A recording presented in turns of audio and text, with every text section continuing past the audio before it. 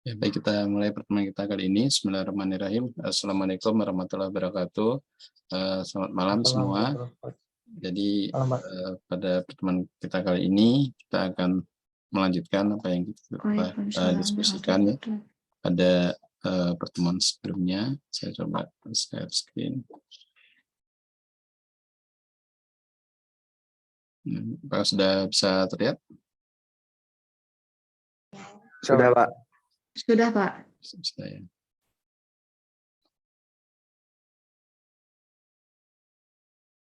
Jadi pada pertemuan kali ini kita akan bahas mengenai klasifikasi ya. Jadi klasifikasi adalah salah satu bentuk analisis data yang bisa mengekstraksi model klasifikasi ya, untuk menjelaskan kelas-kelas data yang penting.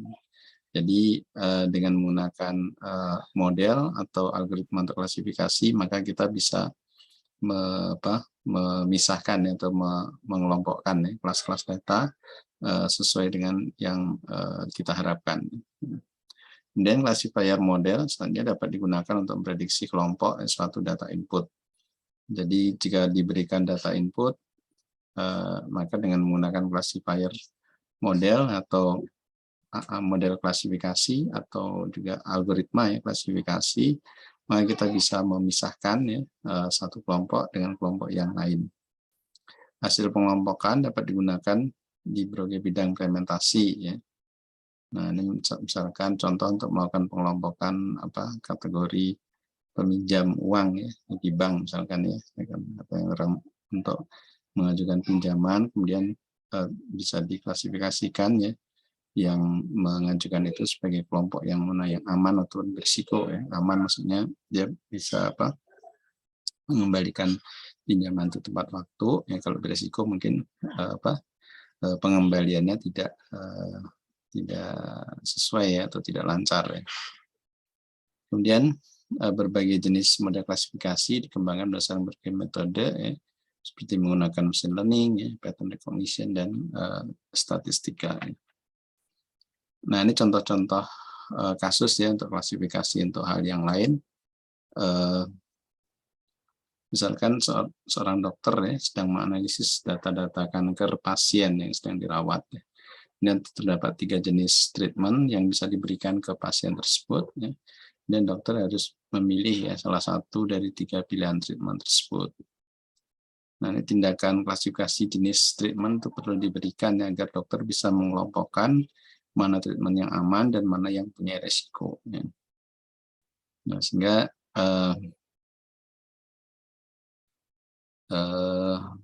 pilihan ya, pilihan perawatannya itu harus tepat ya. Jadi dengan mendapatkan input misalkan ukuran ya, jenis atau mungkin grade ya, grade misalkan tingkatan ya, tingkatan dari tumor atau kanker ya. Kemudian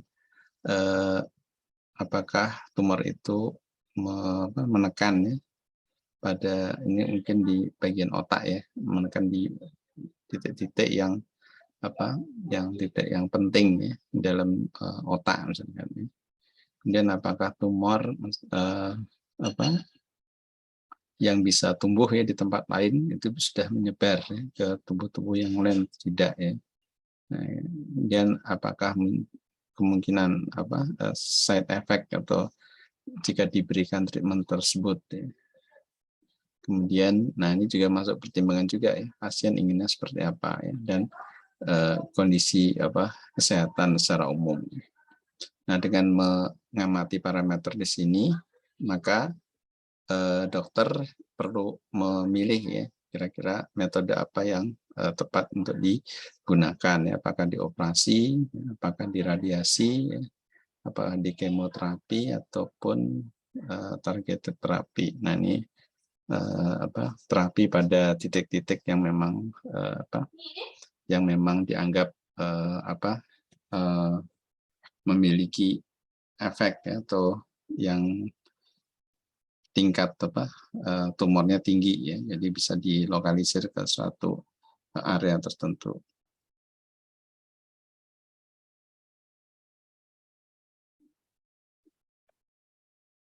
Kemudian tahap-tahap untuk pembentukan model klasifikasi. Nah, ini klasifikasi mempunyai 2 tahap proses, yaitu tahap pembelajaran atau konstruksi model klasifikasi, kemudian tahap klasifikasi. Nah, ini setelah proses pembelajaran dilakukan, maka dilakukan klasifikasi atau diuji. Model digunakan untuk memprediksi kelas dari data yang diberikan.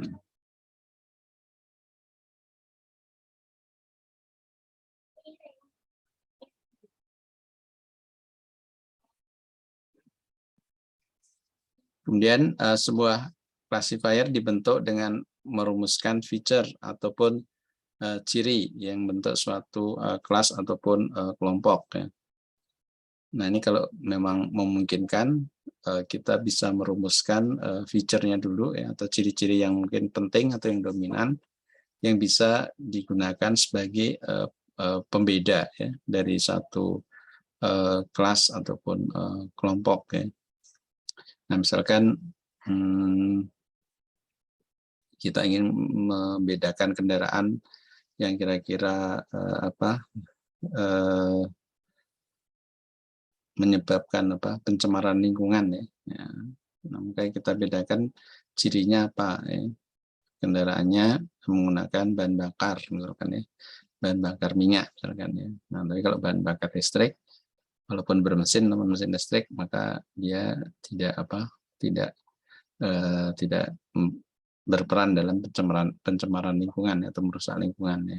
Sehingga cirinya apa? Cirinya tadi, ya, dia menggunakan bahan bakar minyak atau tidak, ya. Nah, itu adalah feature yang kita bisa gunakan untuk mengklasifikasikan, ya, jenis-jenis kendaraan yang di darat, misalkan, ya. Sehingga kalau sepeda pakai bahan bakar minyak tidak, ya, maka dia tidak berkontribusi, ya, pada pencemaran lingkungan, misalkan, ya. Dan sepeda motor menggunakan bahan bakar minyak atau tidak, ya. Kalau pakai berarti dia punya kontribusi mengotori atau mencemari udara, ya, misalkan, ya. Nah, demikian juga dengan kendaraan-kendaraan yang lain. Nah, sehingga berapa banyak feature yang perlu kita gunakan, nah, ini semakin banyak tentu akan semakin bagus, ya, untuk melakukan klasifikasi. Kemudian sebuah data point atau tuple, ya, X dapat direpresentasikan sebagai sebuah vektor, ya, dengan argumen X1, X2 hingga Xn, ya. Nah, ini adalah jumlah feature-nya, ya. Jadi katakanlah sebuah objek, kemudian dia memiliki ciri-ciri yang kira-kira bisa menjadi pembeda, ya, antara satu objek dengan objek yang lain, atau kelas satu dengan kelas yang lain. Nah, makanya kita harus menentukan seberapa banyak feature yang perlu digunakan, ya. Apakah 3 feature ataukah 5, ya. Nah, ini kita bisa rumuskan sebagai X1, X2, X3 dan seterusnya sampai dengan Xn, ya. Kemudian data tuples pada algoritma klasifikasi juga bisa dianggap sebagai sebuah sampel, ya. Nah, contoh instance, data point ataupun objek. Nah, kemudian ini dibagi menjadi 2 tadi, ya. Jadi proses training atau pelatihan. Nah, ini kalau kita menggunakan rule, ya, yang sederhana, ya, seperti itu, ya. Ini yang merupakan penyusun, ya, dari algoritma klasifikasi.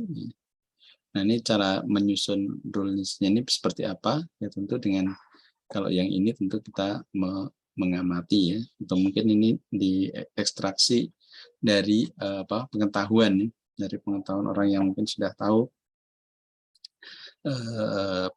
feature-nya, ya, sehingga dia bisa mengkonstruksi rule seperti ini, ya.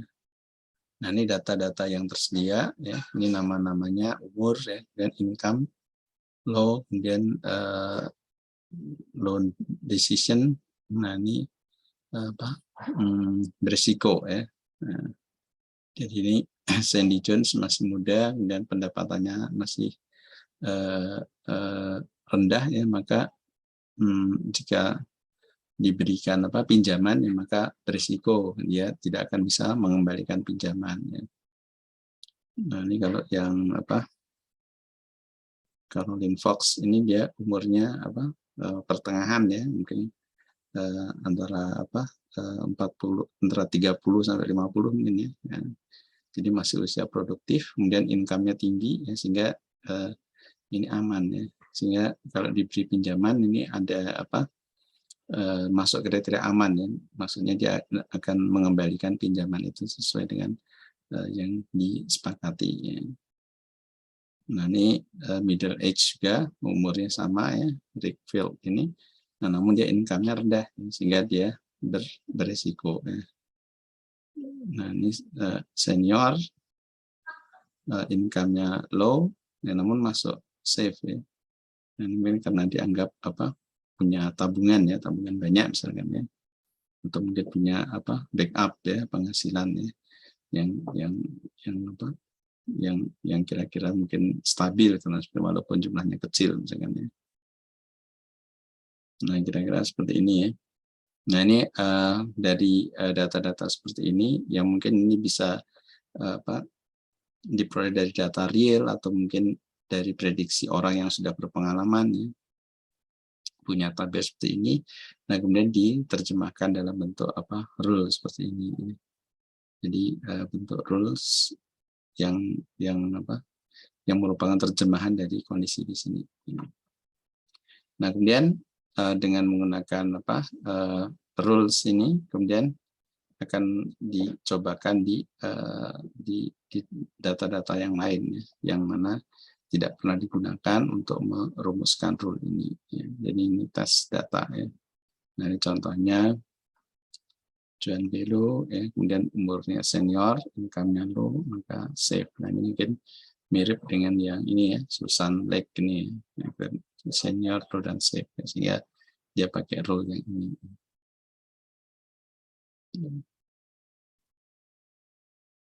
Diteskan. Nah, kemudian dilihat di sini hasilnya. Nah, ini apakah safe atau berisiko, risky. Nah, kemudian dalam proses training dan pengujian, nah ini ada yang dikenal dengan istilah ya K-fold cross validation ya, yaitu apa? Yaitu saat kita membagi data yang kita miliki ya, data yang kita miliki seperti ini ya, menjadi dua bagian ya, training set dan test set ya. Nah, training set itu umumnya lebih besar ya. Training set ukurannya lebih besar dibandingkan dengan test set ya. Nah, ini misalkan kita ambil proporsi 75% ini 25% misalkan, atau ini 80% ini 20% ya. Jadi lebih besar training set. Kemudian dengan menggunakan training set kita bisa mendevelop atau membuat model ya, model yang mana setelah model itu jadi, apakah itu model klasifikasi, itu digunakan untuk menguji kumpulan data yang kita anggap sebagai test set ya. Nah, kemudian dilihat nilai akurasinya ya, nilai akurasinya. Nah, ini kita coba dengan menggunakan K-fold. Ini maksudnya apa? Nah, ini K-fold itu adalah dengan membagi data yang kita miliki ya dengan jumlah tertentu ya, misalkan menjadi 4 bagian ya, atau 5 bagian ya, atau 10 bagian ya, minimal 4 ya biasanya ya, minimal 4 bagian, sehingga masing-masing itu adalah 25% ya. Nah, 25%, sehingga untuk pengembangan model yang pertama ya, kita gunakan komposisi yang ini ya. Misalkan ya, kita pilih yang ini, berarti kita gunakan subset atau bagian dari data yang kita punya ya, yang kita namai dengan D0, D1, D2, dan D3. Kita pakai yang D0, D1, dan D2 ini untuk training ya. Jadi untuk mendevelop modelnya. Sedangkan D3 nah, kita biarkan ya, nanti kita gunakan nanti untuk menguji model yang diperoleh dari data training ini. Nah, kemudian setelah kita uji, maka kita akan dapat nilai performance-nya, nilai performance parameters misalkan ya, kita tahu akurasinya, kita tahu precision-nya misalkan ya, kita tahu nilai-nilai statistik dari akurasi dari model yang dibuat dengan menggunakan D0, D1, dan D2 sebagai data trainingnya. Nah, ini baru iterasi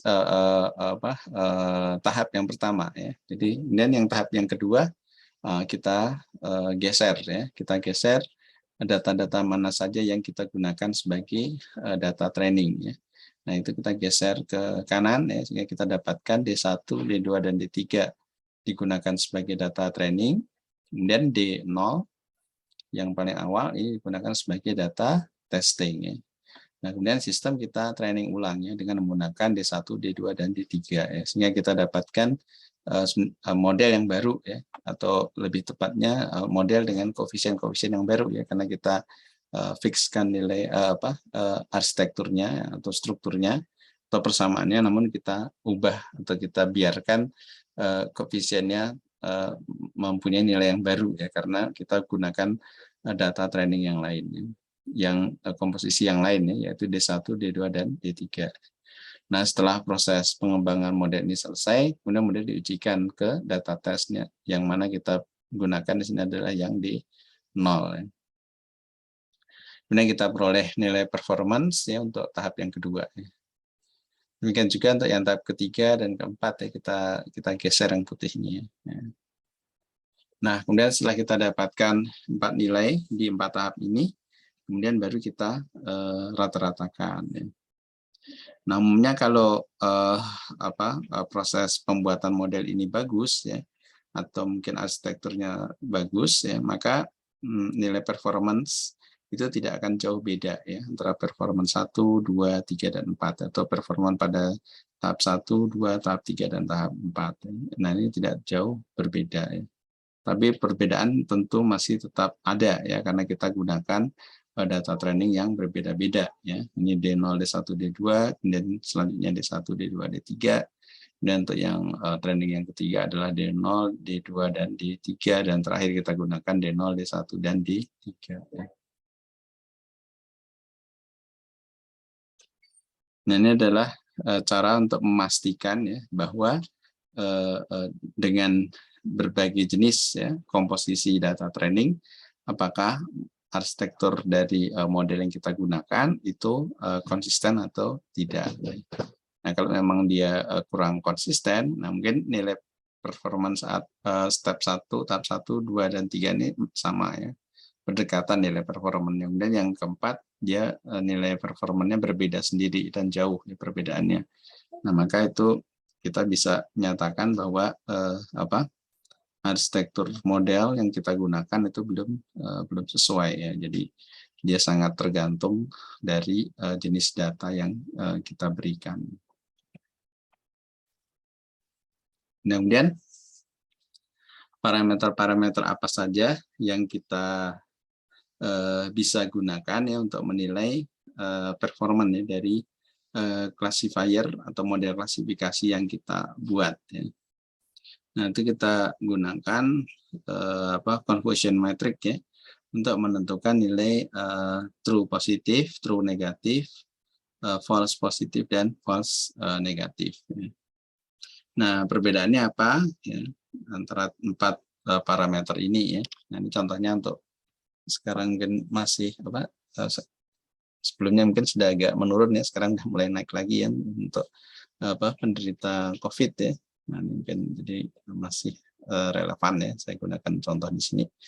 Jadi ada suatu metodologi untuk menentukan apakah seorang tertular COVID atau tidak ya. Nah, kondisi positif jika orang tersebut menderita COVID, dan negatif jika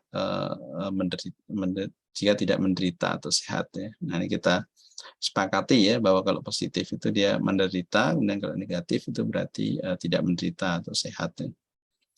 Nah, sekarang di sini ada aktual ya.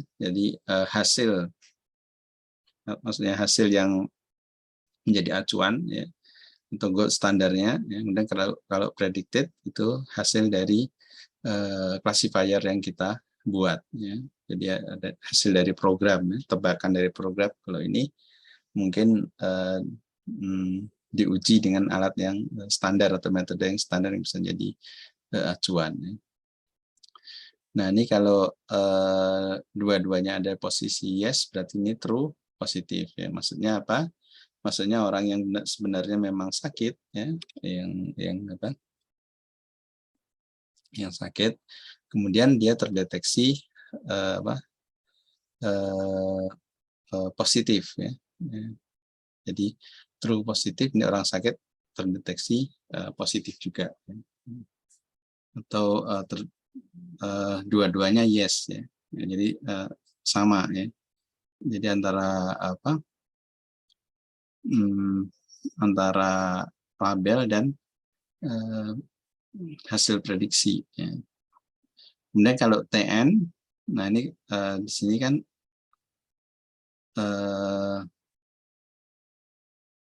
sorry ini ya, TN yang sini ini no kan, berarti dia tidak sakit ya atau sehat ya. Kemudian diprediksi juga sehat ya, atau tidak sakit ya, atau negatif ya. Jadi no dan no, sehingga ini true negatif. Jadi cocok ya. Jadi ini yang memang kita cari ya. Jadi kalau dia sakit, yang terdeteksi sakit ya. Dan kalau sehat ya, atau tidak terdeteksi, maka juga akan terdeteksi sehat juga ya, sesuai dengan keadaan. Nah, yang dihindari adalah dua kondisi ini ya, false positif dan false negatif. Nah, kalau yang false positif, orang yang sehat tidak sakit, ya, ini terdeteksi sebagai sakit ya. Yang di sini ya. Jadi predicted class-nya atau dia prediksi yes ya, padahal aslinya dia no ya. Jadi ini false positif ya. Jadi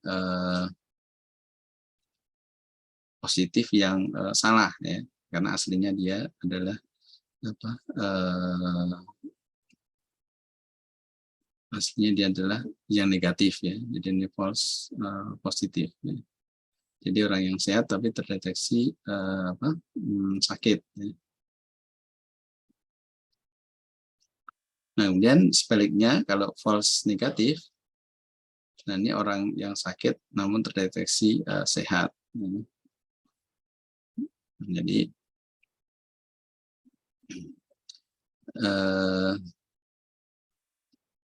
nah ini aslinya dia sakit ya, yes ya aktualnya, tapi di hasil ini dianggap tidak sakit atau no ya.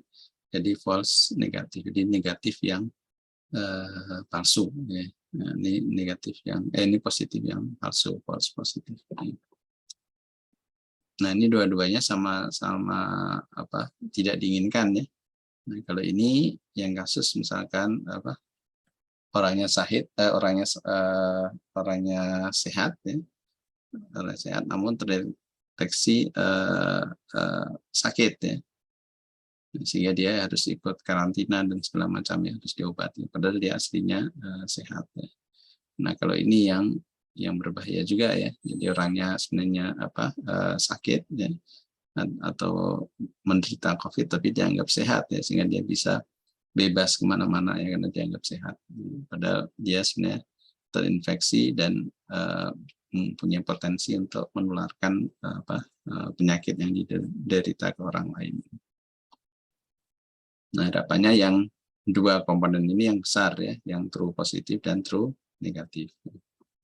Nah, kemudian dari tabel ini yang namanya confusion metric, maka kita bisa hitung 4 parameter yang lain ya, yaitu akurasi, precision, dan recall ya. Nah, kalau yang akurasi itu jumlahan dari true positif dan true negatif ya. Yang ini yang kita inginkan, jumlah dari ini, dan dibagi dengan semua nilai yang ada ya, baik true negatif maupun semua nilai ada ya, baik false negatif maupun false positif ya.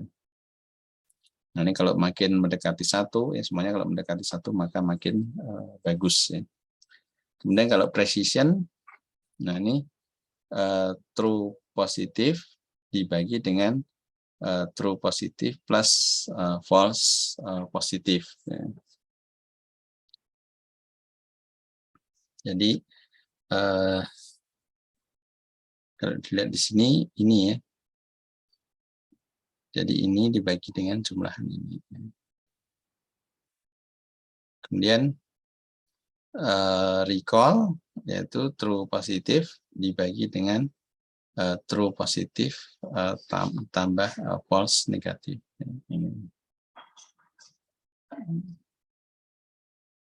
Kemudian kalau F1 score, F1 score itu adalah gabungan ya, dari precision dan recall. Jadi kita hitung nilai precision-nya dulu, kemudian recall dulu, kemudian dikalikan 2 ya, dibagi jumlahan precision plus recall. Ya. Nah, ini kita dapatkan nilai F1 score ya, yang merupakan gabungan dari dua parameter ini.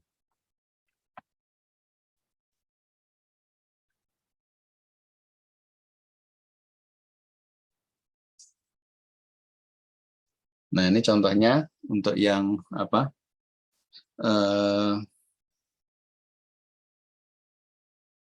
Hasil prediksi apakah seorang akan membeli PC atau tidak ya.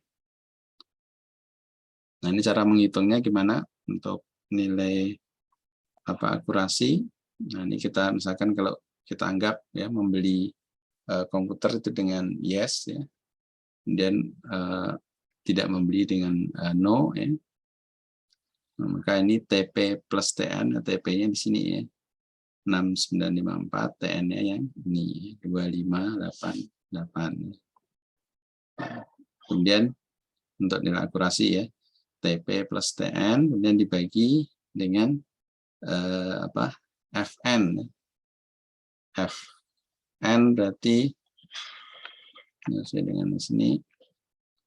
FN di sini berarti ya 46 ya. Kemudian FP yang ini ya.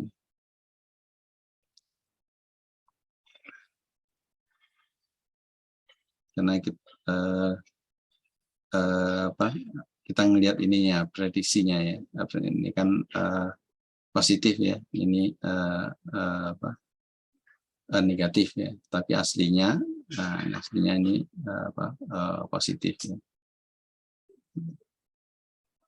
Nah, sehingga ini sebagai nilai FN sini ya. Ini adalah FP.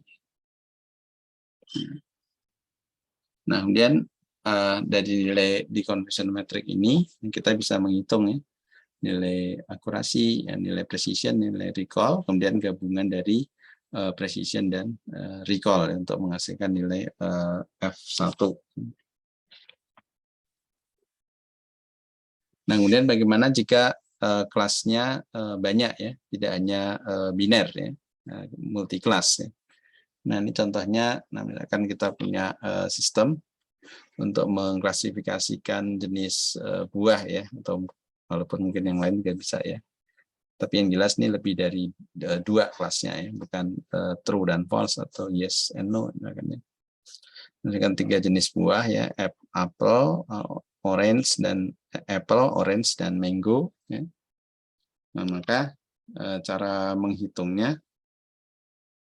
nah, ini contoh nih ya, true positif ya, objek apple diprediksi sebagai apple yang di sini ya. Nah, ini benar ya. Kemudian true negatifnya adalah 1 blok ini ya, atau 4 ini. Itu maknanya apa? Nah, objek yang bukan apple diprediksi bukan sebagai apple. Nah, berarti yang ini. Jadi ini objeknya orange tapi diprediksi sebagai orange ya. Dan orange diprediksi sebagai mango ya. Dan mango diprediksi sebagai orange dan mango diprediksi sebagai mango. Nah, jelas di sini tidak ada menyinggung satupun mengenai apple ya. Nah, sehingga ada yang di sini adalah semuanya true negatif ya. Kemudian false positif ini bukan objek apple tapi diprediksi sebagai apple. Nah, yang ini 1 kolom ya. Nah, ini orange, buahnya orange, aslinya orange ya, tapi dikenali oleh si classifier atau program itu sebagai apple. Ya. Mango juga dikenali sebagai apple. Ya. Sehingga di sini adalah false positif. Ya. Jadi dia menebak ada apple di situ, namun sebenarnya tidak ada, sehingga false positif.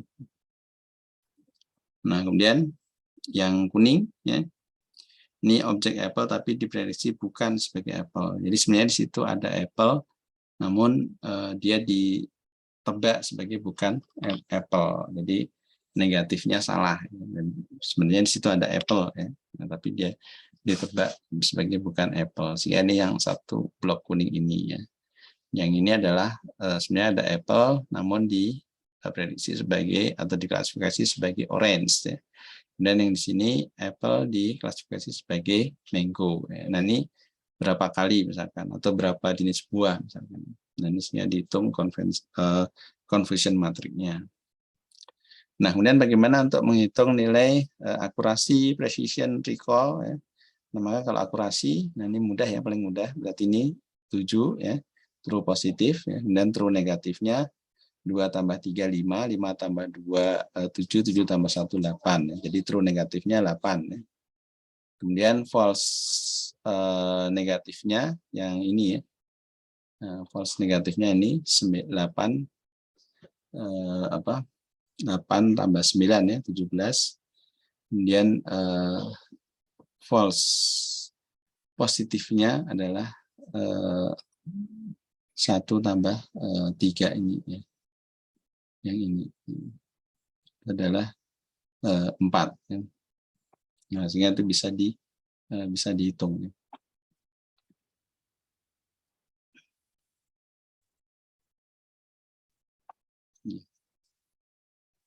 Nah, bagaimana jika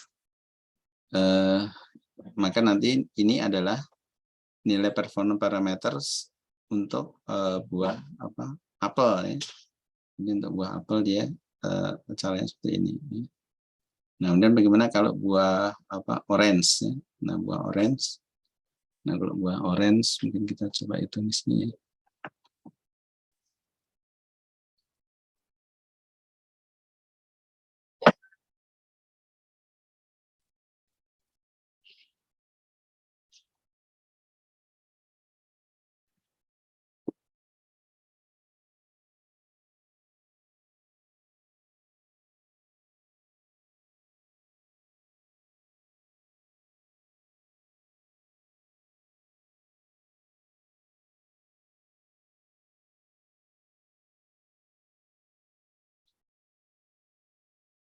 Nah, ini misalkan 7, ini 8, ini 9, ini 1, 2, 3, dan 3, 1, ini apel, ini orange, ini mango ya. Nah, kalau kita pilih yang ini ya sebagai acuan ya, yang orange. Nah, maka nilai true positifnya adalah 2 ya. Ya, yang tengah ini ya. Dan true negatifnya yang sama sekali tidak menyinggung tentang orange ya, berarti yang ini ya.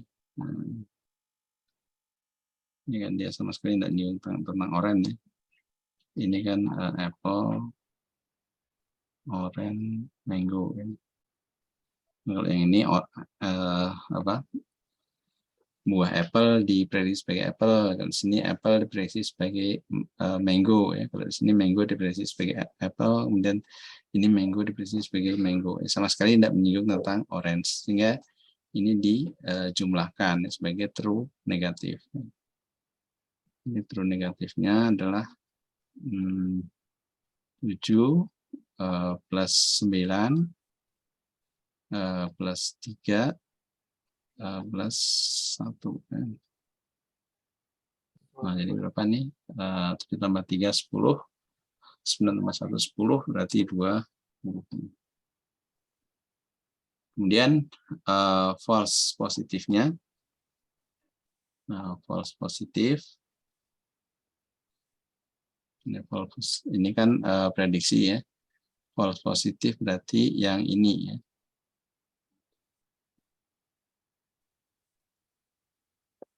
Yang ini. Yang kenapa? Ini sebagai false positif ya. Karena aslinya dia bukan orange ya, tapi dianggap sebagai orange. Aslinya ini apel tapi dianggap sebagai orange. Ini aslinya mangga tapi dianggap sebagai orange. Jadi keberadaan orange yang salah ya, atau yang false ya.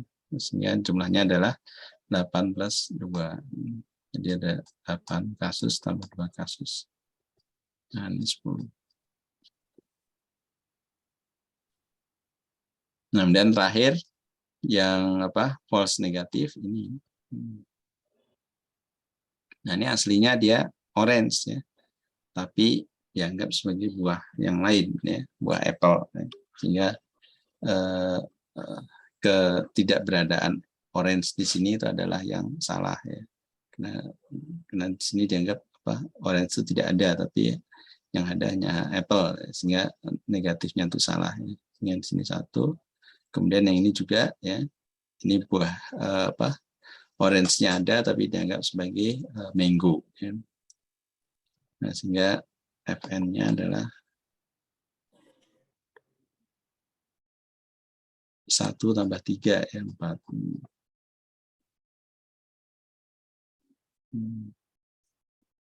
Nah, kemudian untuk menghitung ini akurasi gimana? Kalau akurasi berarti TP tambah TN.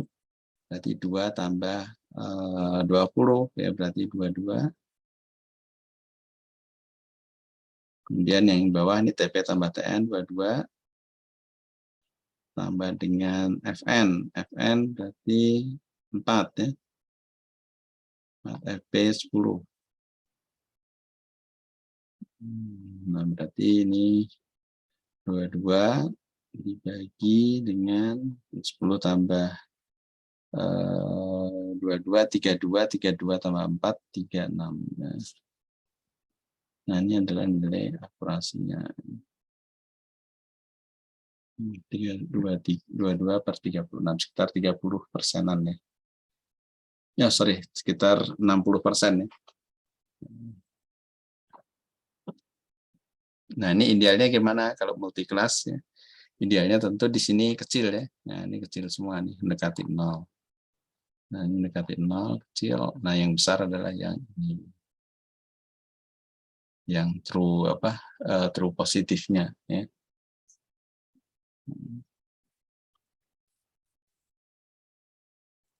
Jadi apple dianggap sebagai apple, orange dianggap sebagai orange, dan mango dianggap sebagai mango.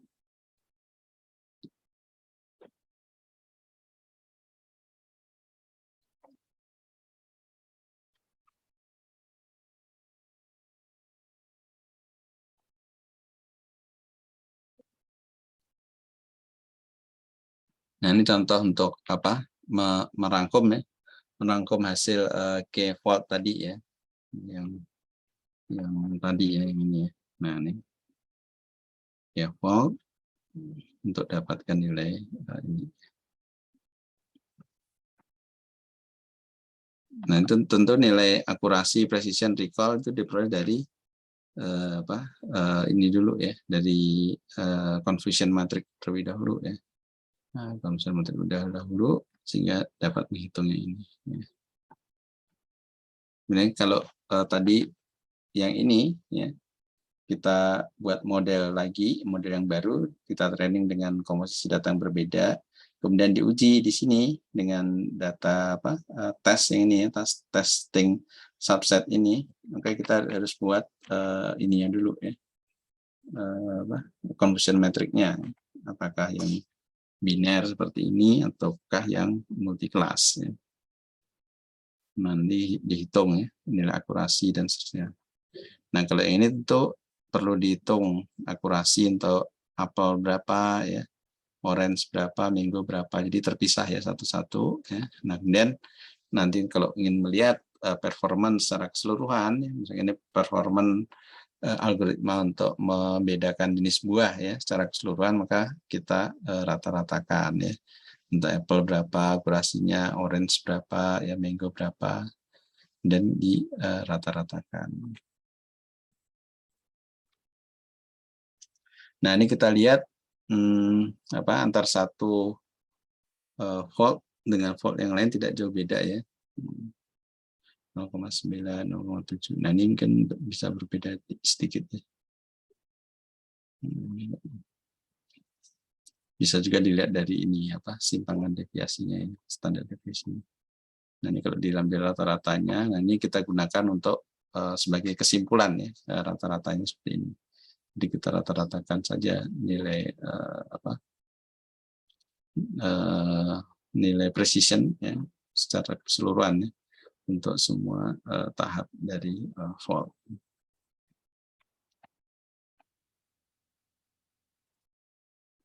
Ya mungkin sampai di sini ada yang tanyakan, silakan.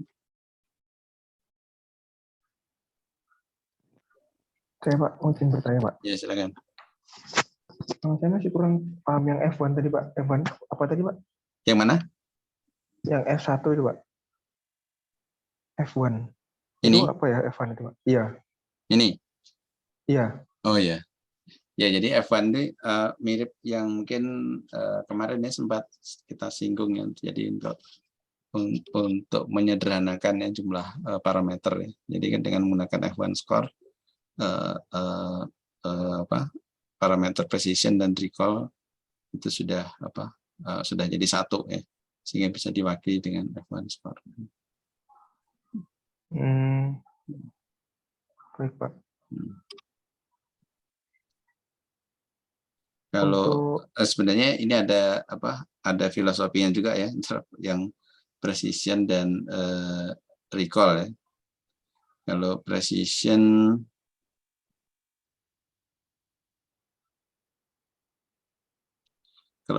dia seberapa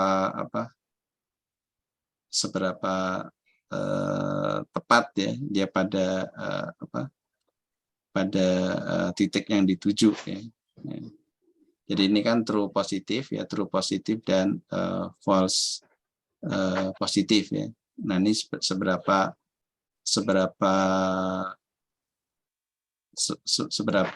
tepat dari jawaban positif yang dia temukan ya. Jadi kalau ini contoh yang COVID tadi ya, algoritma ini itu dia menghasilkan prediksi ya, orang ini COVID ya, atau positif ya, orang ini COVID ya. Nah dari jawaban dia atau jawaban sistem itu mendeteksi orang itu COVID, berapa banyak sih, berapa persentase sih jawaban itu benar ya, atau memang benar-benar COVID atau benar-benar positif ya. Jadi kalau yang buah tadi, misalkan kita beri 100 jenis buah ya, campur ya, antara orange, mango dan apple ya. Nah ini kalau yang untuk yang orange ya, precision untuk orange, nah, sistem itu mungkin dia memberikan prediksi ya, dari 100 mungkin diprediksi kata si sistem 40 itu orange. Nah dari 40 orange yang ditebak itu berapa banyak sih yang benar-benar orange? Kan bisa jadi dari 40 yang disebut oleh sistem orange itu sebenarnya ada beberapa yang bukan orange ya, tapi dianggap sebagai orange. Nah kalau precision ini berapa besar dia persentasenya yang tadi yang benar ya. Nah kemudian kalau yang recall, nah ini kebalikannya ya. Jadi digabungkan dengan false negatif. Jadi false negatif itu sebenarnya sebenarnya diberikan tadi kita ngacunya ke orange ya, kita di buah orange atau jeruk ya, tapi dianggap itu bukan jeruk ya. Nah ini jadi ini seberapa kemampuan dia untuk menebak yang sebenarnya jeruk itu adalah jeruk ya, yang sebenarnya orange itu adalah orange, seberapa besar dia proporsinya di sini. Jadi ini antara precision dan recall. Yang precision seberapa besar dari nilai positif yang dia temukan itu adalah benar-benar sesuai ya. Nah kalau yang recall ya dari sekian banyak yang sebenarnya itu orange, ya, berapa banyak dia yang bisa menebak itu adalah benar-benar orange. Ya. Kira-kira seperti itu ya perbedaan antara precision dan recall. Ya. Nah ini agar ini bisa menjadi satu, nah ini kan dirumuskan dengan persamaan seperti ini. 2 kali precision kali recall dan dibagi precision plus recall. Dan ini nilainya tidak lebih nilainya antara 0 dan 1 ya.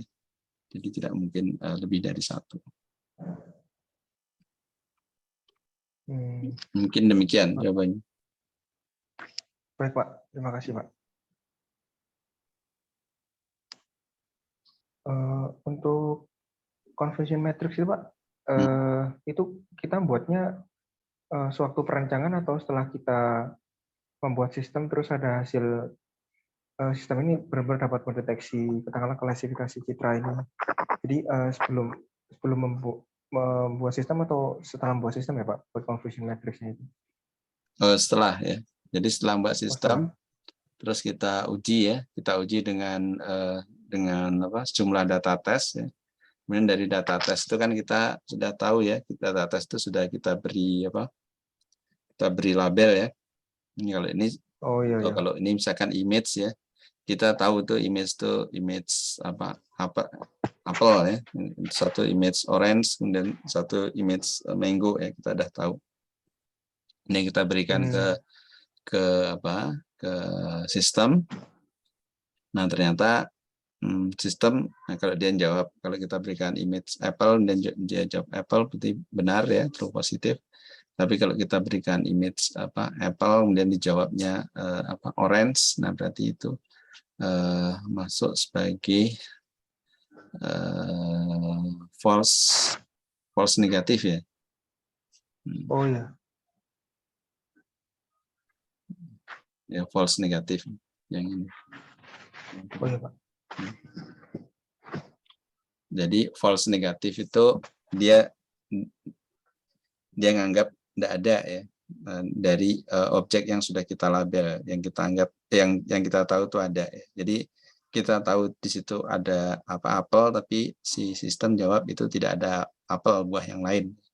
Berarti itu dia salahnya itu adalah false negatif ya. Nah beda kalau yang false false positif ya. False positif itu sebenarnya di situ tidak ada apel ya. Mungkin dikasih buah orange ataupun mango ya, namun dia jawabnya apple, itu apple, berarti itu false positif ya. Jadi dia menganggap di situ ada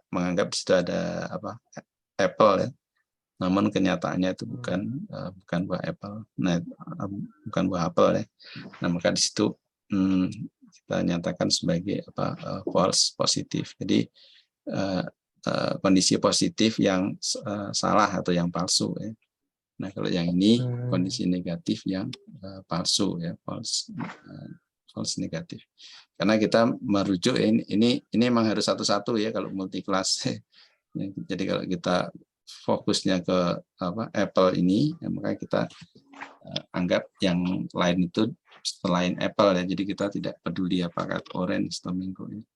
Dan demikian juga kalau kita nanti fokusnya ke buah orange, maka yang lain kita anggap bukan orange ya. Jadi seakan-akan kembali kayak biner ya. Satu orange, yang lainnya bukan orange ya. Jadi nah nanti dari masing-masing kelas ini akan punya nilai akurasi tersendiri.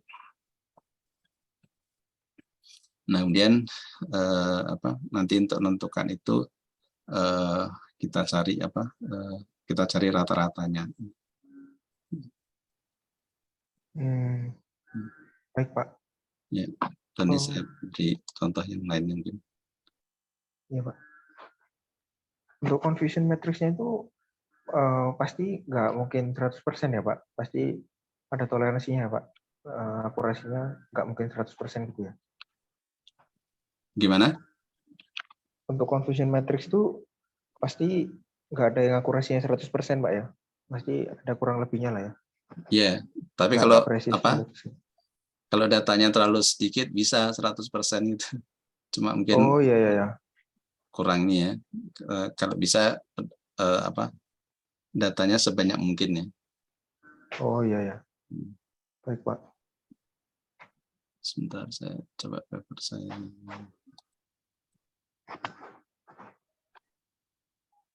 Tesis saya ini kan sebenarnya juga berhubungan sama klasifikasi citra juga Pak. Nah Iya, cuman saya masih bingung sih buat confusion matrixnya itu. Pokoknya tiba-tiba sistem ngasih keluaran confusion matrixnya segini gitu Pak. Nah padahal saya nggak tahu perhitungannya itu gimana gitu. ya kalau di itu di Python memang ada ya, langsung keluar gitu. Iya, Nah, iya Pak. nah, Saya bingungnya nanti itu gimana caranya bikin skornya sama kayak gitu itu Pak. ya, ya itu caranya seperti tadi itu. Nah, jadi kita apa? eh, yang tadi ya, yang multi Oh class iya, seperti itu. Nah, oh iya, baik Pak. seperti ini ya. Untuk ya, untuk skor-skor yang di dalam tabelnya itu sepertinya itu kayak jumlah dari masing-masing tiap diagnosa ya Pak. Jadi kalau yang kemarin kita dapat di mata kuliah matematika kan sempat dapat perhitungan confusion matrix juga Pak. Jadi Hmm, untuk mendapatkan skor masing-masing apa ya, kayak Apple tadi kan ada 7 terus ada 8. Nah, ya, itu kayak penjumlahan dari semuanya diagnosa penyakitnya P1 sama dengan 1 terus P2 1 nanti hasilnya apa. Nah, itu kayak dihitung jadi satu satu skor gitu, Pak. Jadi dari sejumlah record yang sama nanti dia diakumulasikan gitu. Jadi hasilnya jadi tanggalnya jadi 7 kayak tadi gitu. hmm, ya, Oh iya. ya, ya ini kan kalau kita apa punya ini apa eh, yang data tes itu artinya kita sudah tahu jawaban yang benar ya dari eh, setiap setiap record ya. Misalkan data tesnya ada 100 ya. Nah, itu bisa 100 baris, bisa 100 gambar ya. Bisa 100 kalimat ya kalau sentimen analisis misalkan. Nah, Hmm. dari 100 itu masing-masing kita udah tahu ini nilai yang benar itu apa ya. Nah, kalau ini kan misalkan apa gambar ya, gambar atau uh, image apa apel atau mungkin warna bisa juga ya. Nah, kalau Hmm. gambar itu kita udah tahu itu gambar apel, nah nanti si sistem ini dia nebaknya sebagai apa ya. Nah, kalau kita setelah kita beri satu gambar apel, gambar pertama kemudian ditebak sebagai apel, nah benar kan, maka kita tambah sini satu, kemudian tebakan yang berikutnya atau gambar berikutnya kita beri gambar apple, kemudian ditebak sebagai apple juga, nah maka sudah 2 kali kan ya, sehingga diakumulasikan ya, berapa banyak dia kita beri gambar apple kemudian ditebak sebagai atau diprediksi sebagai apple 7 kali ya. Hmm. Kemudian yang orange juga kita beri gambar apple 8 kali, ternyata ditebak sebagai orange 8 kali. Sehingga total kalau kita melihat dari sini, nah ini total kita punya 24 ya. Nah, kita punya 24 gambar apa apple ya. Ini kan gambar apple nih. 24 tapi tidak semuanya ditebak secara benar ya. Nah, hanya 7 aja ya. Nah, sisanya ya ditebak sebagai yang lainnya. Hmm. Ya nanti Baik, Pak. contohnya seperti ini ya. Ya. Nah, ini kan apa untuk kayu ya. Untuk kayu, nah ini dia punya nilai masing-masing ya. Ini misalkan ini satu parameter aja sih yang dipakein, parameter apa akurasi. Ini jenis-jenis kayu. Nah, itu dia punya ini dengan berapa metode yang berbeda ya. Dan misalkan kita pilih yang ini AlexNet ini, nah ini dia punya nilai apa? Nilai akurasi yang berbeda-beda. Nah, nilai akurasi berbeda tergantung dari spesiesnya. Ya. Sehingga nanti kita bisa melihat ya dari 4 metode ini kira-kira mana yang bagus ya, yang yang bisa nilainya tinggi untuk semua jenis kayu yang diujikan ya. Kan inginnya semuanya bagus ya. Nah, kalau yang ini mungkin bagus untuk tipe jenis yang ini ya, yang surian ini, namun dia kurang bagus untuk yang kayu pasang ini ya, atau kayu bongin ini ya. Ini kan kurang bagus ya, sehingga dia metodenya tidak bisa reliable ya, tidak bisa handal untuk semua jenis kayu. Inginnya semuanya bagus ya untuk berbagai jenis kayu. Baik Pak, terima kasih Pak. Sama-sama.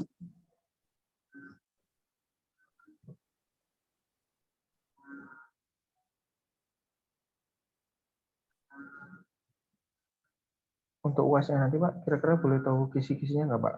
Kayak semuanya nanti, kira-kira apakah ada perhitungan confusion matrix juga Pak?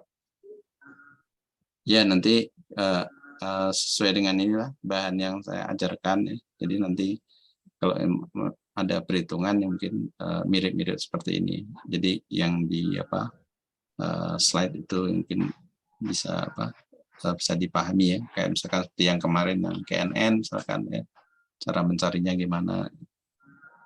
Oh iya. Yang jelas nanti kan ini open ya. Jadi nanti silakan bahan-bahan itu bisa diakses ya selama ujian. Oh iya.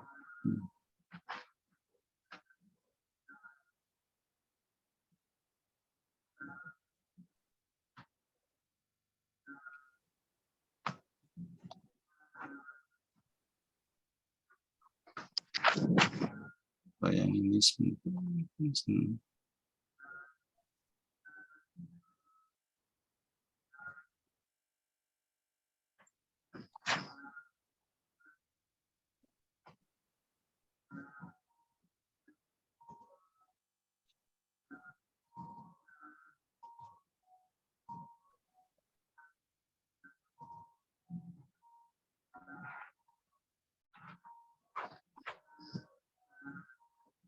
nggak bisa diakses.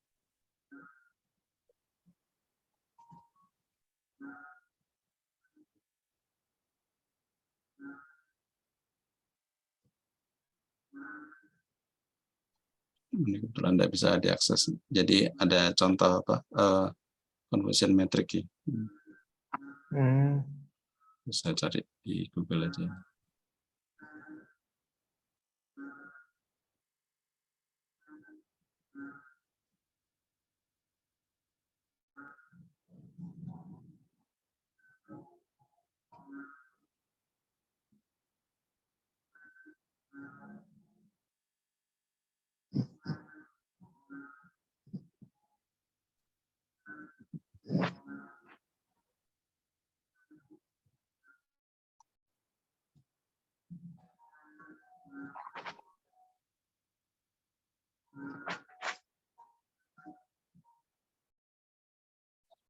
Nah, ini juga contoh yang lainnya.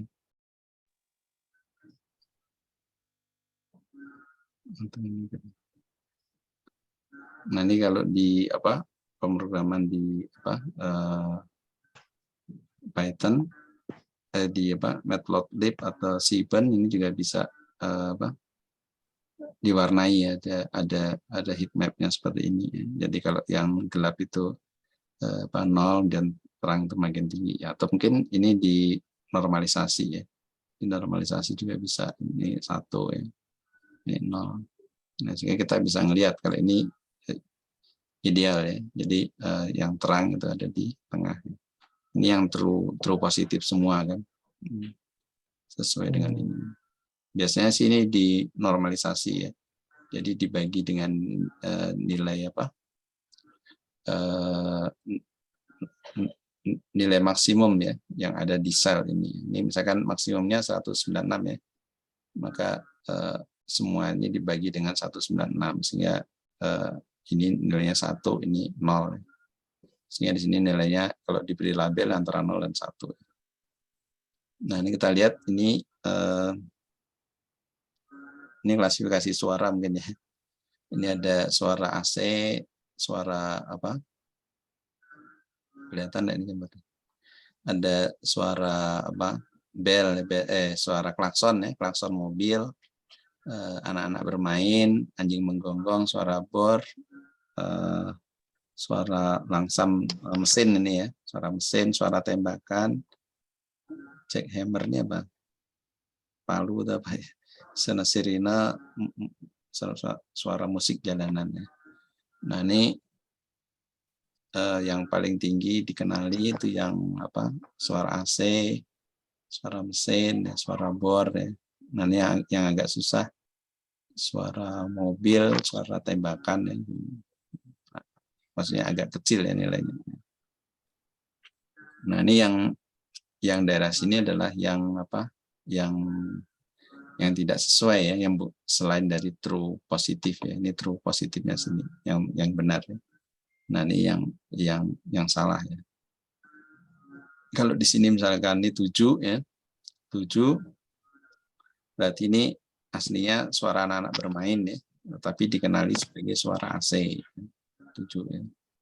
Kemudian ini 1 yang ini suara tembakan ya, yang nilai sebenarnya tapi dikenali sebagai klakson mobil. Nah ini ada 1.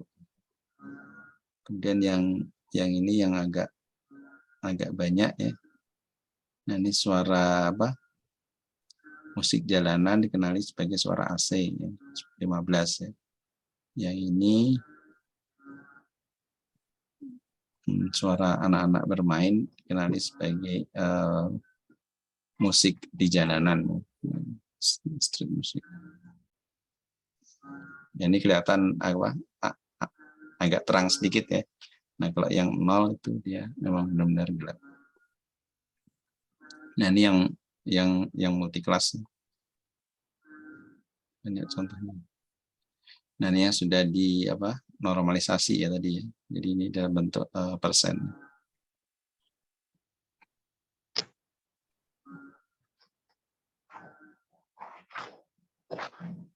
Nah ini kadang dibalik juga ya. Cuma kalau saya pribadi sih lebih condong yang apa? Yang kecil itu yang gelap ya, yang tinggi itu yang terang. Nah ini kalau ini di apa? Konsen materinya dibalik ya untuk pewarnaannya. Yang tinggi yang gelap, yang rendah yang terang.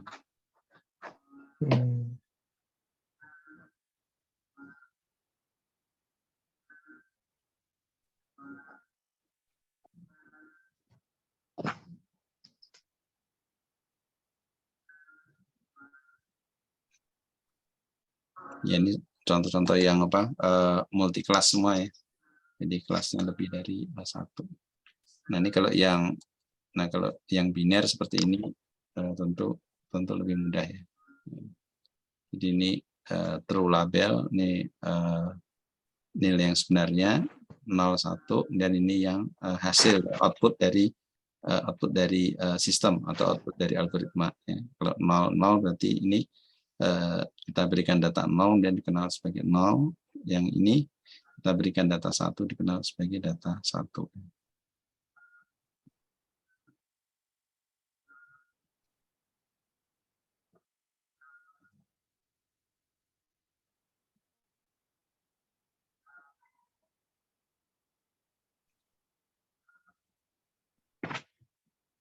Nah ini yang kurang bagus ya, karena polanya aneh. Ya kan dia apa? Ini kacau ya. Jadi yang ideal seperti ini ya, tengah ini. Ini apakah sininya gelap, lainnya terang atau lainnya gelap, tengahnya terang, tergantung kesukaan dalam pewarnaan atau preferensi dalam pewarnaan. Jadi ada garis di sini semua ini.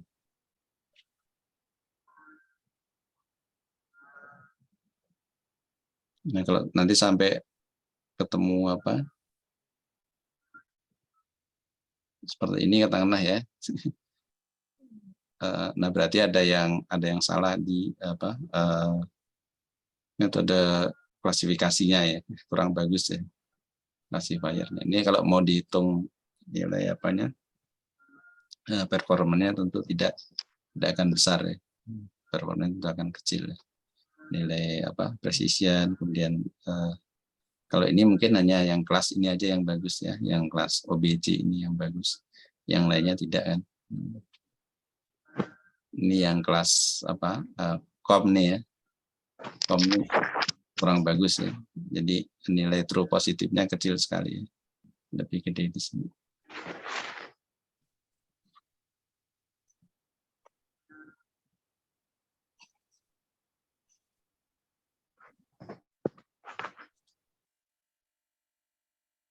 Nah, ini juga kurang bagus ya. Karena ini gelapnya di sini. Harusnya tengah sini yang diagonal sini.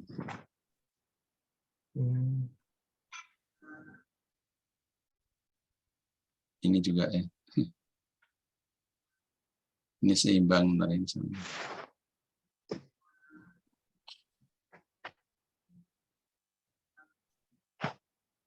Ya, mungkin itu. Ada lagi yang tanyakan, silakan. Pak, mau tanya, Pak. Ya. Ya, silakan. Kalau misalnya nilai akurasinya jelek itu yang bermasalah berarti kan dengan algoritma kita atau dengan data kita ya, Pak. Bukan dengan proses kita ngerjainnya atau gimana, Pak? Ya, kalau akurasinya kurang bagus, tentu kita perlu cek lebih awal di algoritma kita ya. Karena kita asumsikan data kita juga seimbang ya, balance ya. Sebisa mungkin balance. Jadi misalkan yang ini ya. Mana tadi yang multiplas? Saya share dulu ya.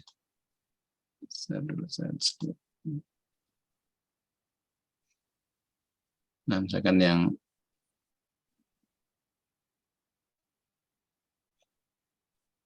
ini ya. Nah, ini ya. Nah, ini kan lumayan bagus ya, tengah-tengah ini ya. Ini kalau mau lihat akurasinya juga untuk yang agak gelap-gelap ini bagus ya. Yang ini mungkin kurang bagus ya, yang grassland ya. Nah, kita langsung tertuju ke algoritma yang kita gunakan ya, dengan asumsi ini jumlah datanya juga balance ya, seimbang ya.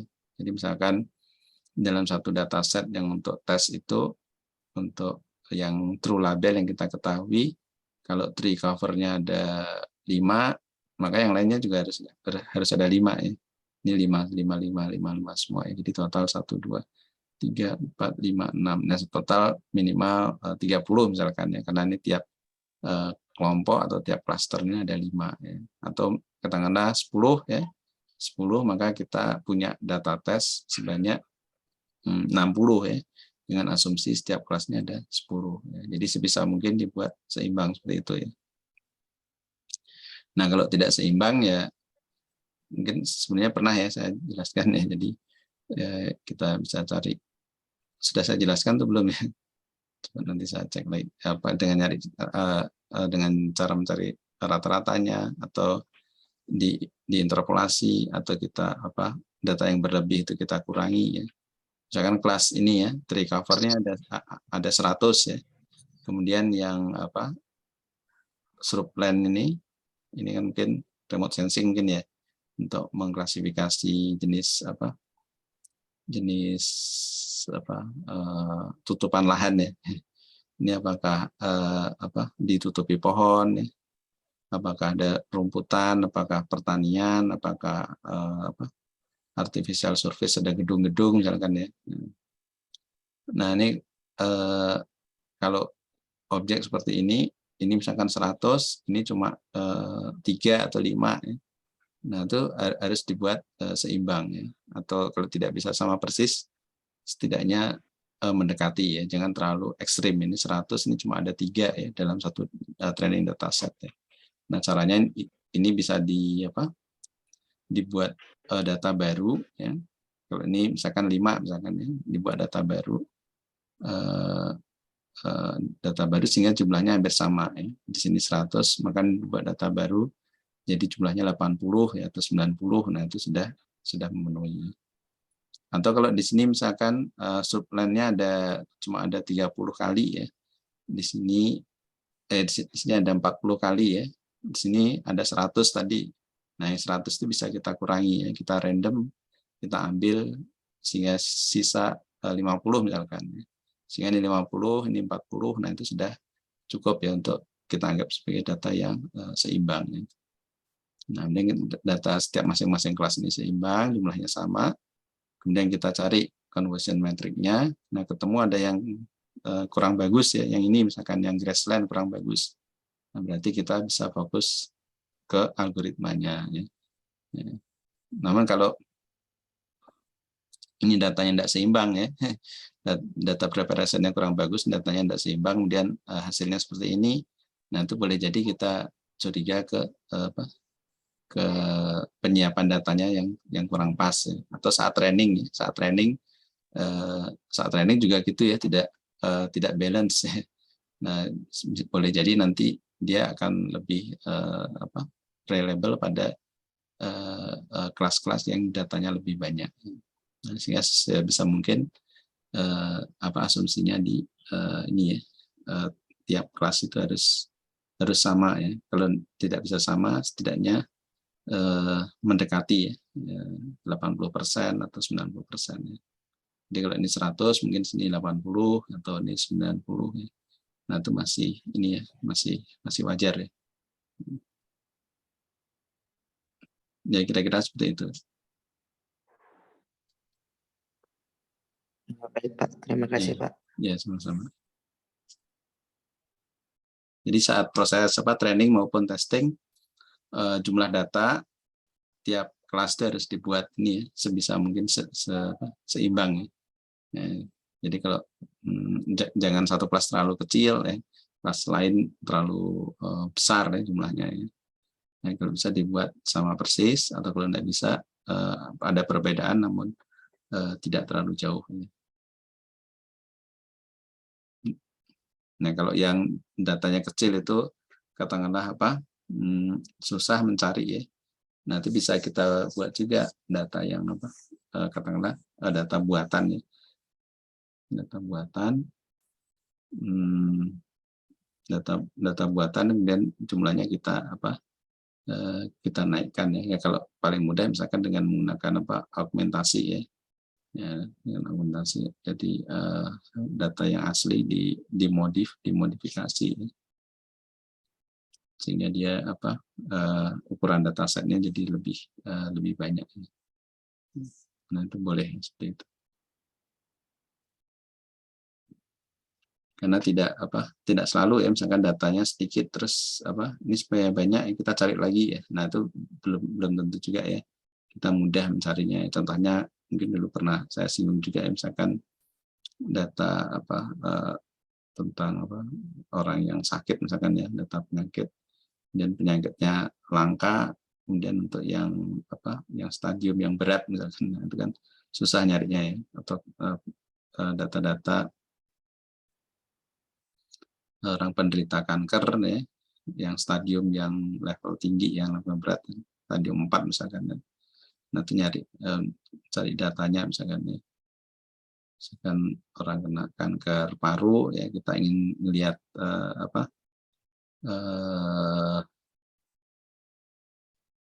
saturasi oksigen atau mungkin berapa denyut jantungnya ya, atau berapa kali dia tarikan nafas misalkan ya. Dan data-data seperti itu ya. Berapa volume udara yang bisa dihisap misalkan ya, saat bernafas ya. Dihirup ya, berapa banyak udara yang dihirup. Nah, itu kita mencari objeknya sendiri juga sudah susah ya. Sehingga juga tidak bisa dipaksakan datanya harus banyak ya. Nah, namun kalau kita pakai data yang lain misalkan, atau objek yang lain misalkan mencari suhu lingkungan ya di satu tempat ya, kita tinggal pasang sensor termometer di situ ya. Nah, itu data bisa banyak banget ya. Kita ambil sampling per menit kan seperti itu ya. 1 jam kita sudah punya 60 data point ya. Karena ngambilnya 1 menit kan. Nah, kemudian dalam 1 hari 24 jam ya tinggal ngalikan aja ya 60 kali 24 sudah berapa itu. Dan dalam 2 hari, 3 hari, seminggu datanya banyak ya. Dan mudah kan artinya ya, data suhu di suatu kelurahan, terus 1 RT misalkan kita beri kita gunakan berapa sensor gitu. Nah kalau itu datanya sangat mudah untuk di-generate ya. Sehingga kalau memang itu dibuang atau dicari sampling berapa saja itu kita bisa dengan mudah ya karena jumlah datanya banyak. Nah, namun kalau yang tadi kasus biomedik seperti itu atau mungkin peristiwanya sudah berlangsung ya, sudah selesai ya. Misalkan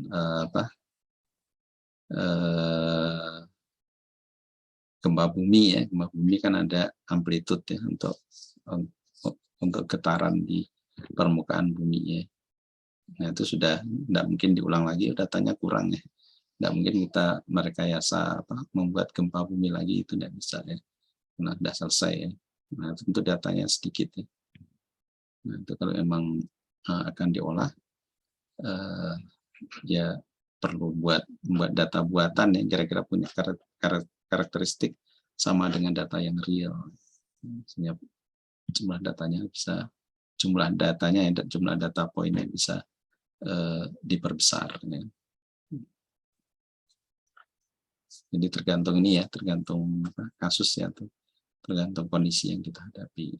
Yang jelas kalau untuk membuat classifier tadi ya diharapkan jumlah data per kelas atau per kelompok itu sama atau seimbang agar nanti dia tidak bias saat karena proses training ya untuk membuat model. Nah itu dia memang bisa mengantisipasi untuk semua kondisi atau semua kelas ya, karena dia sudah dilatih dengan jumlah data tiap kelas yang sama.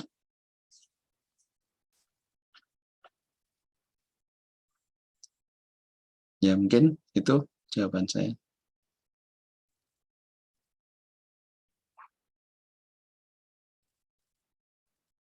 Baik, ada yang ditanyakan lagi?